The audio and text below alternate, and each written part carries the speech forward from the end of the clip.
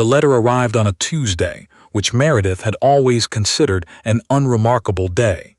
Too far from the beginning of the week to carry any promise, too far from the end to carry any relief. She read it, standing in the narrow hallway of the lodging house on Barclay Street, still wearing her coat, the landlady's cat threading between her ankles. The paper was heavy and cream-colored, the kind her family had once used without a second thought, the kind she had not touched in 3 years. Thornfield House has passed to the estate of Mr. Cornelius Wexham, as per the terms of the late Sir Edmund Aldgate's amended will, dated the 14th of March, 1883. Miss Aldgate is advised to remove all personal effects by the 30th of the month. She folded the letter. She put it in her coat pocket. She climbed the stairs to her room and sat on the edge of the narrow bed and did not cry, because she had learned by then that crying did not accomplish very much. What she did instead was think. Her father had not been a cruel man. She wanted to be clear about that, even now, even after everything. Sir Edmund Aldgate had been weak in the particular way that wealthy men sometimes are, weak in the presence of a card table, weak in the presence of a good bottle of port, weak in the presence of men who flattered him. Cornelius Wexham had been all three things to him: gambling partner, drinking companion, flatterer of the first order. Meredith had met Wexham twice, once at a dinner when she was 19, when he had looked at her in a way she did not care for, and commented on her coloring to her father, as though she were a piece of furniture being appraised. The second time was at the solicitor's office, 6 weeks after her father died, when Wexham had sat across the desk from her with his hands folded and explained, very calmly, that Thornfield House and its lands now belonged to him. She had asked to see the amended will. He had let her read it. Her father had signed it 8 months before his death, during a losing streak she had not known the full extent of. The amendment was clean and legal, and witnessed properly. The solicitor, a small gray man named Mr. Pitwick, had looked at the table rather than at her while she read. "Is there anything that can be done?" she had asked. Mr. Pitwick had cleared his throat. "The will is valid, Miss Aldgate. I am sorry." Wexham had not said anything at all. He had simply watched her, patient as a cat at a mouse hole. She had walked out of that office and stood on the pavement for a long moment, the cold Edinburgh air cutting straight through her coat, and understood that she had been left with almost nothing. A small annuity from her mother's side, enough to keep her fed and housed, barely.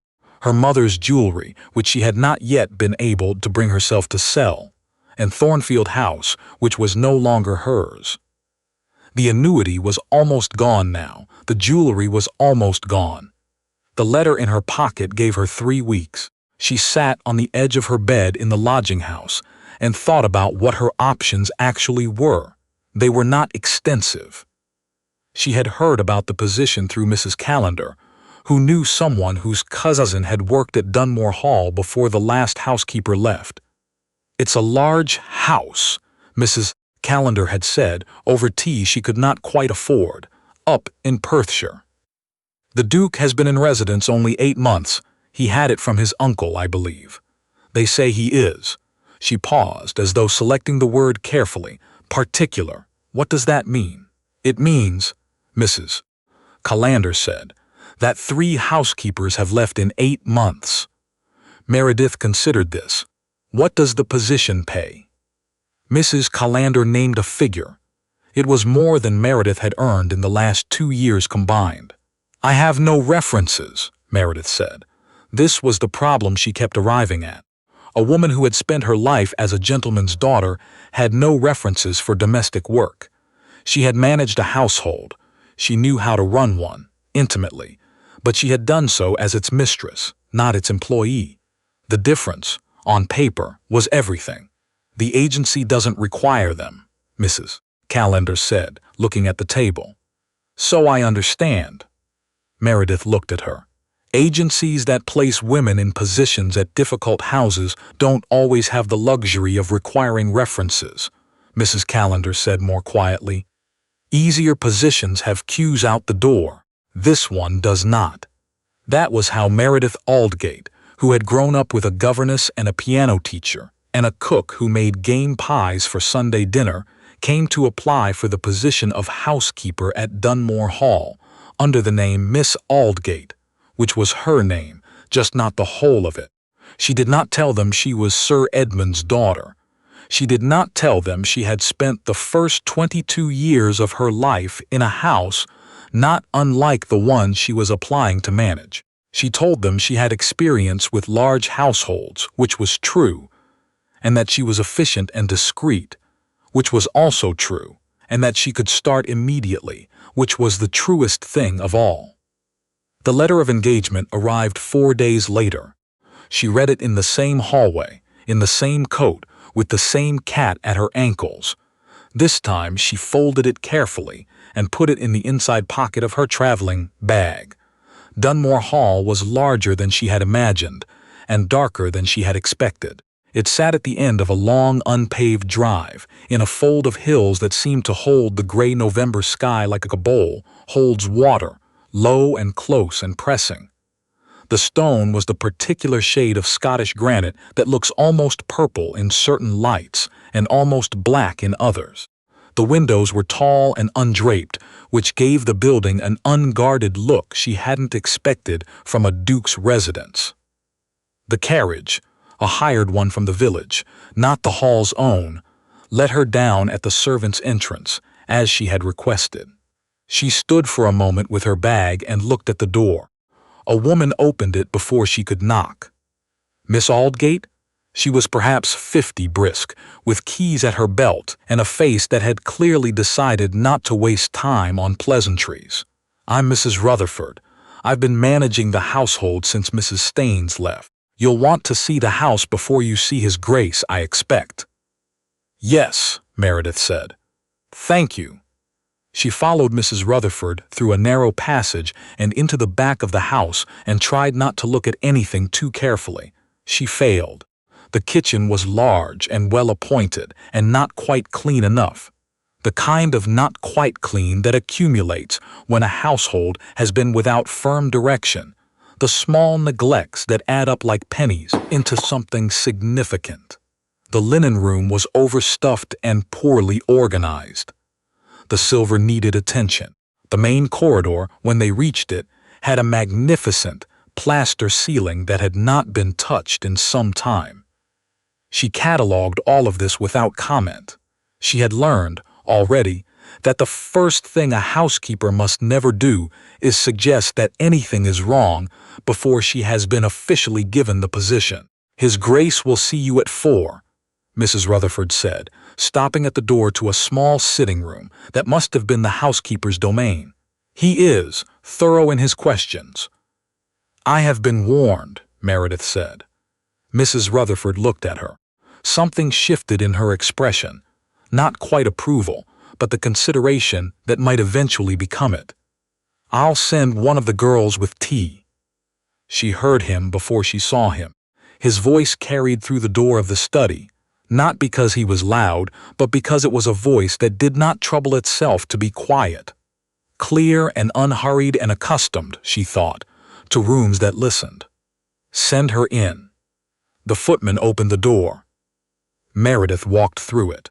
The Duke of Dunmore was standing at the window with his back to her, looking out over the lawns. He was taller than she had pictured, which was her own fault, she supposed, for picturing anything. He turned when he heard her come in, and she had the impression of a face that was not unhandsome, but was arranged into an expression of careful assessment that made handsomeness somewhat beside the point. Miss Aldgate, Your Grace! He gestured to the chair across from his desk without sitting himself. She understood that she was meant to sit while he remained standing. She sat. You have no formal references, he said. No, Your Grace. The agency advises me that your experience is primarily with private family households. Yes, Your Grace. He was quiet for a moment, looking at her in the way that she imagined he looked at most things, steadily, without hurry, as though he had all the time in the world and intended to use it. "The last 3 housekeepers have left this position," he said. "Did the agency tell you that?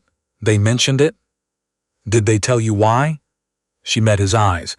"They suggested you are particular."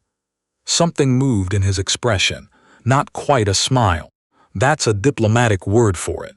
I am a diplomatic person, Your Grace." He sat down then, which surprised her. He picked up the single sheet of paper on his desk, her application, and looked at it, though she suspected he had already read it thoroughly. "You managed a household of 12 rooms in Edinburgh for 3 years prior to this application." She had prepared for this. The answer was true as far as it went. The lodging house on Berkeley Street had 12 rooms, and she had, in a manner of speaking, managed her own affairs there. She had not volunteered the context. Yes. He looked up. "And before that?" "Family household, Your Grace, my father's house." "In what capacity?" "My mother died when I was 15. I managed the household from that point." This was entirely true. It was also, she was aware, the kind of answer that could be read multiple ways. The Duke read it, she thought, as one of his servant's daughters stepping up at a young age. She allowed him to read it that way. He asked her 12 more questions, each precise, each pointed at something specific. Her knowledge of silver polish grades, her method of managing staff disputes, her view on the correct temperature for storing wine, how she would handle a cook who had worked in the house for longer than any new housekeeper. She answered them all. She knew the answers. She had grown up with the answers, which was exactly why she knew them, and exactly why she had not explained where she had learned them. When he was finished, he was quiet again for a moment. "The position is yours if you want it," he said finally. "Mrs. Rutherford will show you the household accounts tomorrow morning. I ask one thing, yes, Your Grace. If there is something in this house you believe I should know, tell me. I don't like discovering things I should have been told." She held his gaze. "I understand." He nodded once. She was dismissed. She walked back through the corridor with the magnificent neglected ceiling and thought, "He is going to find out. Probably sooner than I would like." She thought, "I have 3 months before the annuity runs out completely. 3 months to understand what happened to Thornfield. 3 months to find out if there is anything that can be done." She thought, "Do not let him see that you know this house better than any housekeeper should." She had not known she would feel it this way. She had expected difficulty. She had expected the strangeness of giving orders she was used to receiving, the adjustment of entering rooms through a different door than she had used all her life. She had expected to feel something when she stood in the long gallery and looked at the portraits. The Dunmore family arranged in oils across 4 generations, looking back at her with the particular confidence of people who have always known where they belong. She had not expected to feel at home. That was the word that came to her. Quietly, on the 3rd evening, when she was walking the upper corridor by lamplight, checking that the windows were properly latched against an incoming storm, the smell of the house, old wood and beeswax and cold stone, was so precisely the smell of Thornfield that for a moment she had to put her hand on the windowsill and breathe carefully. She missed it. She had not let herself miss it. These 3 years, because missing it had felt like a luxury she could not afford. Now it was in her hands again, not hers but tended by her, and the distinction was both more bearable and more unbearable than she would have predicted. The staff she had expected to be difficult. 3 housekeepers in 8 months left a particular shape of instability in a household. The servants who had survived that time had developed their own arrangements, their own small rebellions against the absence of direction. Mrs. Kemp, the cook, was the most formidable, a large, decisive woman of 55 who had been at Dunmore for 9 years, and had outlasted the instability with a kind of magnificent stubbornness, running the kitchen exactly as she saw fit and making it very clear that she intended to continue doing so. Meredith had sat with her on the second day, over tea in the kitchen. She had chosen the kitchen deliberately, not her own sitting room, a small gesture she had calculated exactly, and had asked Mrs. Kemp to explain how the household arrangements had developed over the last 8 months. Mrs. Kemp had looked at her with the expression of a woman expecting to be managed. Meredith had listened, without interrupting, for 45 minutes. When Mrs. Kemp finished, Meredith said, "The arrangement with the butcher, the one you've been managing yourself, works well. I'd like to keep it, and the schedule for the kitchen maids that you've developed makes more sense for the layout of this kitchen than the standard approach would. I'll note it in the household records as the standing arrangement." Mrs. Kemp looked at her for a long moment. "You're not going to change everything then?" "I'm going to change what isn't working," Meredith said. "I don't know yet what that is. I'd rather find out before I change anything." It was not a strategy she had invented. It was what her mother had done when she had come as a bride to Thornfield and found it a household already set in its ways. Meredith had been 12 years old and watching from the doorway, but she had watched carefully. The silver she changed. The linen room she reorganized over 3 evenings when the rest of the house was quiet. The hall ceiling she raised with the Duke at the end of the first week when she presented him with the weekly household accounts in the study. He had listened to her summary without interrupting, something she had noted about him, and then said, "The ceiling. The plasterwork in the east corridor, Your Grace. It needs attention before the winter damp sets into the existing cracks. I can have an estimate from a craftsman in the village by Thursday if you'd like to review it before deciding." He looked at her. "The previous 3 housekeepers did not mention the ceiling. I noticed it my first day, and you waited a week to raise it." I waited until I understood the scope of the other repairs needed, so I could present them together, and you would only need to make one decision about priorities rather than 3. He was quiet. Then he said, "Thursday, then." She had permitted herself a small internal satisfaction. She had not let it onto her face. She found the ledgers on a Sunday afternoon in the 3rd week, in the back of the estate office, where they had been pushed behind a set of newer account books. She had been reorganizing the office, a task the Duke had delegated to her without comment, which she had taken as both permission and trust. And the older books had been behind a stack of receipts from the previous year. She almost put them back. She pulled one out instead, because the date on the spine was 1879, and something made her look. Thornfield was in the 3rd entry. She sat down on the cold floor of the estate office with the ledger in her lap and read it twice. Then she read it a 3rd time, because her hands had started to be unsteady and she needed to be certain she was reading correctly. The entry was brief. It was a record of a debt, her father's debt, to the late Duke of Dunmore, the current Duke's uncle. The amount was specific and significant, and beneath it in different ink, a note in a different hand. Settled by agreement, per Wexham's arrangement. Th. March 1883. March 1883. The same month her father had amended his will. She sat on the floor for a long time. The debt itself was not surprising.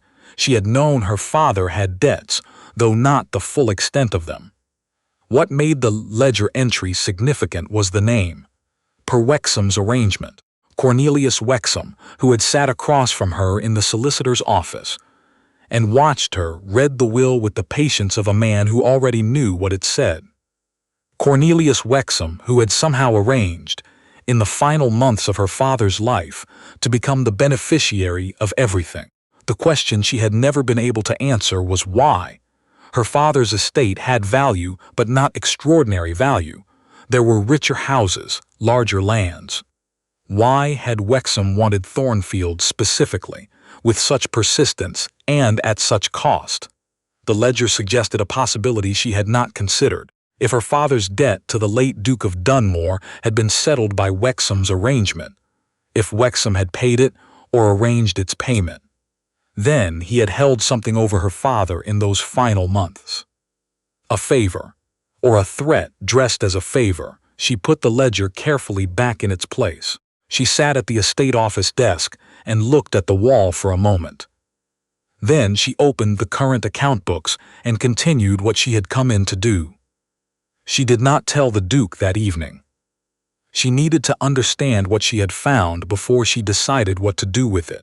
She needed to know whether the current Duke knew about the arrangement, whether his uncle had been complicit or merely used, whether anything in those ledgers could be turned into something that would help her recover what had been taken. She also needed to know whether telling him would cost her the position she had not yet finished needing. It was December before he asked her directly. She had been in the position for 6 weeks and had come to a particular understanding of his patterns. He was an early riser, methodical, with a preference for directness that occasionally tipped into abruptness without his seeming to notice. He managed the estate with the attention of someone who had come to it unexpectedly and was determined not to be found wanting. She had heard from Mrs. Rutherford that he had inherited Dunmore 8 months ago after his uncle died without children, and that before that he had managed a smaller property in Argyll with what Mrs. Rutherford described with careful loyalty as considerable competence. He worked in the study most mornings. She had learned to read the door. Open meant she could knock for household matters. Closed meant she left the message with the footmen. She had knocked one Thursday morning in the 2nd week with the estimate for the ceiling repair, and he had looked at the figures for 30 seconds and said, "Proceed," and that was the end of it. She had respected him for that. It was a very specific thing to respect someone for, she was aware, but the ability to look at a number, decide, and move on without agonizing or questioning the judgment of the person who brought it was something she had not taken for granted since she had watched her father spend 3 days unable to commit to replastering a barn wall. On the Tuesday evening in December, she was in the corridor outside the study, checking the lamp oil levels in the wall sconces, when she heard him say her name, not calling to her, but to someone on the other side of the study door. "Miss Aldgate." A pause. "Do you know who she is?" She went very still. The response was too low for her to make out, but she identified the voice as the solicitor from Aberfeldy, who had come that afternoon to review the estate transfer documents. She had shown him in and brought tea and not looked at him too carefully, because solicitors sometimes had long memories for faces. The Duke's voice again, a little clearer. "Aldgate. I know that name from somewhere." She did not wait to hear the solicitor's response. She walked quietly back down the corridor to the linen room and let herself in and stood in the dark among the neatly folded sheets. She had reorganized them herself in the 3rd week, by size and weight and frequency of use, and breathed slowly. He knows, or he is about to. She spent the next 2 days expecting to be called to the study and dismissed. He did not call for her. He was at the estate all week. She heard him walking the upper corridor early each morning, heard the study door, heard the horses being saddled for the morning ride before the light came fully. He was present and apparently occupied, and apparently uninterested in speaking to her about anything beyond the household accounts. On the Thursday evening, she was in the kitchen with Mrs. Kemp going over the arrangements for the Christmas dinner that was apparently expected, despite the household being small and the Duke having made no indication of inviting guests. "It is traditional," Mrs. Kemp had said, with the firmness of someone invoking higher authority. "There has always been a Christmas dinner at Dunmore." Meredith had said that then there would be one. She was making notes on the menu when the footman came to say that His Grace would like to see her in the study when she had a moment. She finished the sentence she was writing. She capped her pen. She thanked Mrs. Kemp for her time. She walked to the study with the household accounts under her arm, as though she had been expecting a routine meeting, and knocked twice. "Come in." He was at his desk. The solicitor was not present. The fire was well built up against the December cold. She stood in front of the desk and waited. "Sit down, Miss Aldgate." "Your Grace." He looked at her for a moment. The firelight did something to his expression that made it harder to read than usual. "I want to ask you a question," he said, "and I would like a direct answer." She said nothing. Waited. "Your full name?" She held his gaze. "Meredith Aldgate, your father's name." A pause she could not entirely prevent. "Sir Edmund Aldgate." The silence that followed was the kind that has weight. "Sir Edmund Aldgate," he said, "whose estate at Thornfield passed to Cornelius Wexham 3 years ago under the terms of an amended will." "Yes, Your Grace." He looked at her. She looked at him. She did not look away. "You came here as a housekeeper," he said. "I needed the position. You came here to investigate what happened to your father's estate." She considered denying it. She did not deny it. "That was a secondary consideration, Your Grace. I genuinely needed the position. Both things are true." He sat back. He turned a pen over in his fingers once, twice, a habit she had noticed before without being able to interpret it. "Tell me what you found in the estate office."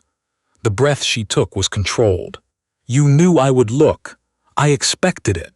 He set the pen down. "I found the ledger myself 2 weeks ago when I was going through my uncle's financial records. I've been trying to understand what it means. I suspect you may already know." She looked at him for a long moment. He was, she thought, telling her the truth. There was something in the evenness of his tone that was not performance. He was a man who had no particular talent for performance, which she had realized over the 6 weeks of watching him manage the household and the estate and the solicitor and the persistent small difficulties of a large property with the same careful attention and the same visible effort not to appear as though it required effort. She told him what the ledger entry suggested. All of it, clearly, without omission. The debt, the date, Wexham's name, and what she believed it meant about the last months of her father's life. When she finished, he was quiet for a long time. "Wexham is attempting to acquire 2 other properties in Perthshire," he said finally. "My solicitor flagged it last month. A pattern of acquisition, all from families in financial difficulty, all with some connection to my uncle's lending arrangements." She felt the cold understanding of it settle in her chest. "He found families with debts to your uncle. He settled those debts, or arranged their settlement, and used the obligation to extract what he wanted." "Yes, and your uncle did not know what he was participating in, I believe," he said. "My uncle was careless with money, not dishonest. Wexham made use of the carelessness." He looked at the fire, then back at her. "There may be grounds for a legal challenge if the arrangement can be shown to constitute undue influence over a testator. I have asked my solicitor to advise." She sat very still. "That could take years." "Yes, and it might fail. It might." He met her eyes. "I am not offering you certainty. I am telling you what I intend to do about it because it involves your family's estate, and because—" He stopped. Started again. "Because you have run this household for 6 weeks with more competence and more discretion than anyone I have employed in 8 months. And you have done it while having every reason to distrust me, and I think you are owed the truth of what I know." She did not speak for a moment. The fire shifted. Somewhere in the house a door closed. "I didn't distrust you," she said at last. "I didn't know whether to trust you. There is a difference." Something changed in his face. It was subtle, a loosening of the carefully maintained assessment. The first genuinely unguarded expression she had seen from him. "Yes," he said. "There is." She stayed. She had not been certain she would when she walked out of the study that evening. She had not been certain of much of anything for the hour she sat in her room afterward, hands folded in her lap, looking at the wall. She was a practical woman. She had the position. She had the information she had come for. She had, now, the beginning of an answer to what had been done to her family. She could leave. There were other positions. She had, by now, something like a reference. She stayed. She told herself, honestly, that the practical reasons were sound. The legal process would take time, and access to the estate office would be useful. The position paid well. She had no better immediate prospects. These things were true. She also told herself, with less comfort, that she had started to look at the house differently, not as something lost, but as something she was learning again in a new way. Through the accounts, and the staff, and the linen room, and the kitchen, through the ceiling in the east corridor that the craftsman had repaired properly in November, and now held firm against the winter, through 6 weeks of knowing it from the inside out rather than from the top down. She had started to look at the Duke differently as well. This was the thing she was less willing to examine directly. He was not what she had expected. She had expected a certain kind of man, she realized in retrospect. The kind who would notice the ceiling only when it fell on him.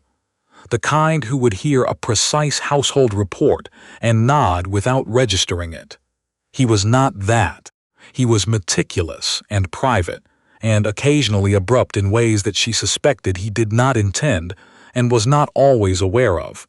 And he paid attention in the particular way of someone who had learned, at some cost, that not paying attention had consequences. She had overheard him, once, speaking to the head groom about a mare that had been off her feed for a week. He had not been impatient. He had asked 2 questions. Careful, specific questions, and listened to the answers, and then said, "Let's watch her for another 3 days, and if she's no better, we'll send for Calendar." She had been standing in the yard with a list of kitchen deliveries and had not been meant to hear it. She had stood there for a moment longer than she needed to. She was, she told herself firmly, being practical. About the position, the legal case, the access to the estate records, she stayed. Christmas came with the snow that Perthshire does properly. Not the thin gray sleet of Edinburgh, but real snow, deep and serious, that settled on the lawns and the drive and the bare branches of the oaks along the west side of the house and changed the quality of the light in every room. Mrs. Kemp made a dinner that would have done credit to a household twice the size, with a roast and 3 removes and a pudding that the footmen carried in with evident pride. The Duke sat at the long table with his solicitor, who had been snowed in, and Mr. and Mrs. Craigie from the neighboring estate, who had managed the drive before it became impassable, and Meredith had sat in the kitchen with the staff and thought, "This is a good house." It was not always managed as one. It is, now. She let herself have that. On the day after Christmas, she was in the estate office when the Duke appeared in the doorway. He did not knock, which was his habit. He seemed to regard the estate office as shared territory. But he paused, which he did not usually do. "I had a letter from Edinburgh," he said, "from my solicitor. Wexham has been formally notified that his acquisition of Thornfield House is being challenged on grounds of undue influence and improper arrangement of testamentary documents." She looked up. "It will take time," he said. "He will contest it. It will not be straightforward. I know." He was quiet for a moment. Then, "I want to be clear about something." She waited. "This is not a favor. I am challenging Wexham's arrangements because they were fraudulent, and because he has done the same to at least 2 other families using my uncle's name and my family's records without my knowledge. Thornfield is part of that pattern. I would be pursuing this regardless of your presence here." She held his gaze. "I know that." He looked at her. Something moved across his face, that careful reassembling of an expression that she had come to recognize. Not concealment exactly, but the habit of a man who has learned to think before he shows what he is thinking. "I would like you to stay in this position," he said, "on the clear understanding that you are not under any obligation to do so." She was quiet for a moment. "As your housekeeper," she said. Yes, she thought about the east corridor ceiling, properly done now. The linen room, organized, the silver attended to.